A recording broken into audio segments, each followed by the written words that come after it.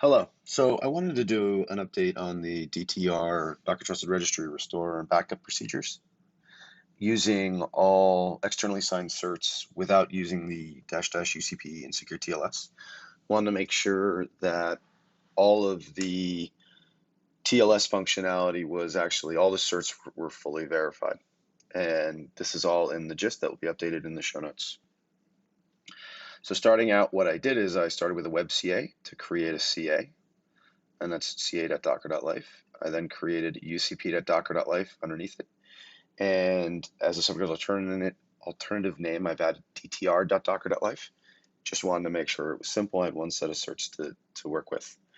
I have moved the certs up to the DTR node for most of our function.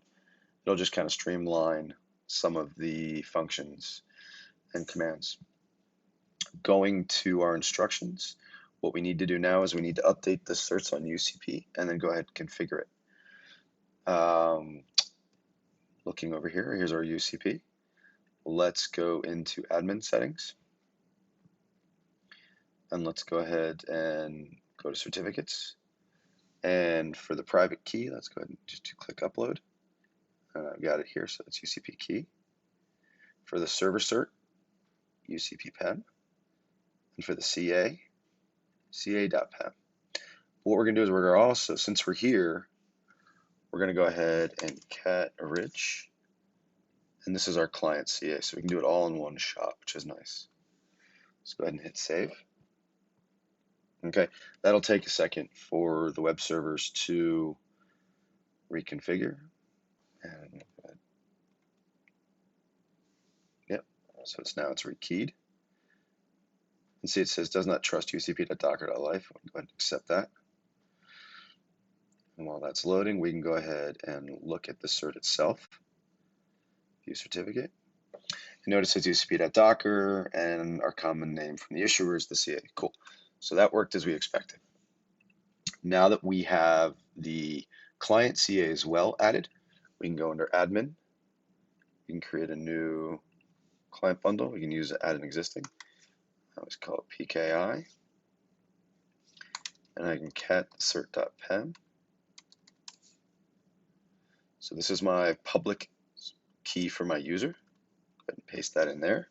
So now that that's done, UCP's done, everything's great. And we even have the user configured. Now, if we went to DTR at this point and we refresh the page, it'll break. The reason why is because DTR doesn't know about UCP's new CA, so there's a communication issue going on, and you'll see it breaks right there. But that's fine. Real easy way to fix it.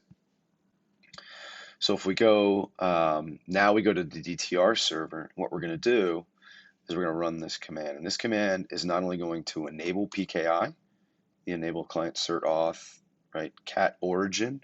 So that's the CA for the client cert. But it's also going to update the DTR CA and UCP, right? As well as use the UCP, UCP CA. So really it's updating the UCP CA, updating the DTR's keys, and adding PKI. So there's a lot of steps, but it's pretty cool that it's one command. And to show you I'm on that server, grab DTR, right? So I've got DTR running on this server. I'm going to go ahead and paste my command. Before that, I just want to copy out. This is the replica ID for the DTR instance. Go ahead and hit OK and let that run. While that's running, I'm going to update my little script here. The reason being is it'll make some of the following commands a lot easier to execute. The other thing I should do real quick while that's running is get my node ID. So in my case, it's DDC-BA06. It could be anything, right? This is basically for when we go and restore it back on to the cluster, we're telling UCP exactly which node we want it installed to. Okay, so this will take a sec to come up. And again, this is it's re-authenticating the CA for UCP. It's adding its own certs, and it's enabling the client CA for PKI use.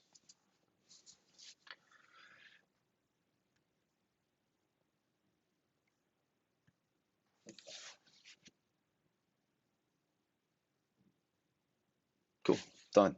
And the way we can test that is we can actually refresh the page. So you see it's rekeyed. You can go ahead and accept and continue. One more shot. Sometimes Firefox does some fun caching. And there we go. And so basically I had to just get a new token ID, which is fine. It's awesome. I'll refresh just to make sure. And to show you, we can go under one of the images and we've got an image already up there with 0 criticals, 4 major and 0 minor vulnerabilities. Okay, cool. So now we've got everything updated with the correct certs, all with the CA. And if you notice, none of the commands I've run so far use the UCP and secure TLS. And again, this will be in the gist. So now we need to start backing things up.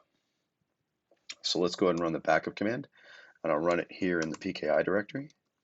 And what the first one's going to do is this is going to back up the metadata. So really it's going to back up the configs.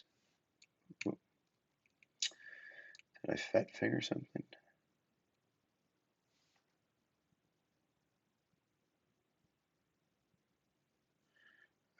It doesn't like my UCP cat CADAPAM.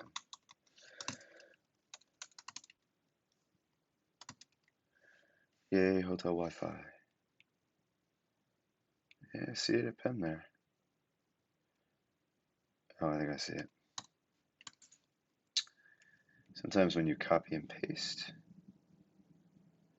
it looks like my double quotes didn't paste right. Nope. Incorrect usage. Give me 1 sec, let me figure this out. I'll be right back. Ah, I'm being silly. I didn't add my variables. So again, I'm just exporting ID equals and node equals. So now let's go ahead and run our backup again. Okay, do an LSASL. Notice we've got metadata. Let me just double check one thing. Okay. Terminal mode detected. Okay, so I got some.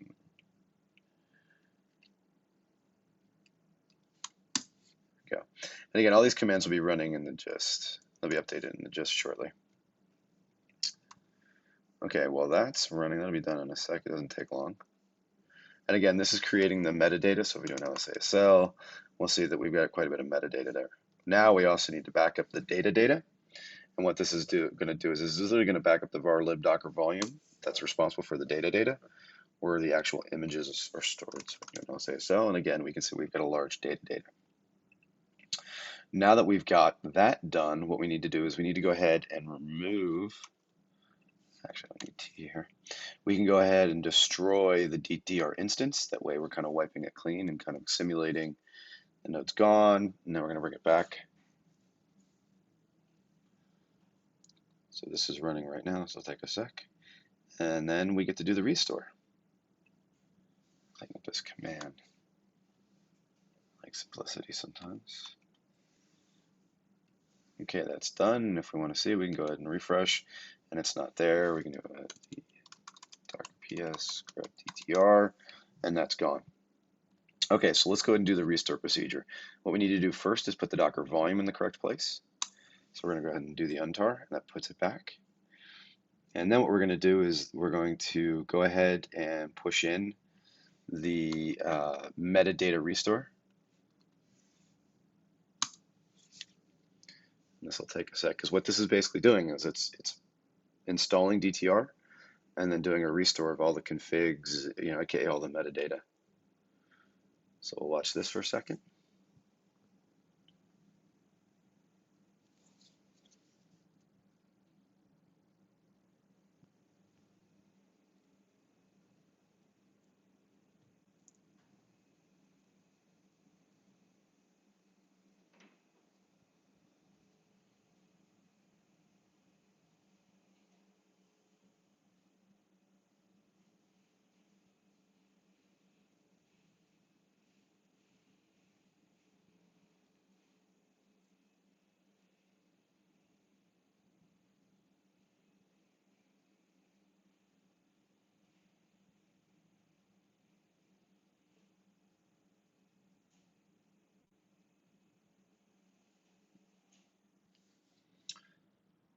It's almost done.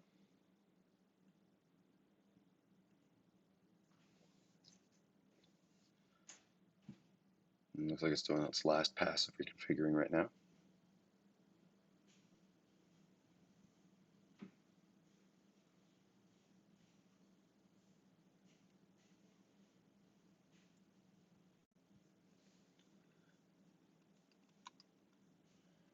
Wait on that, let's go ahead and update this. Just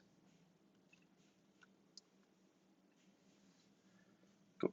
That's completely updated with all the exact commands I just used.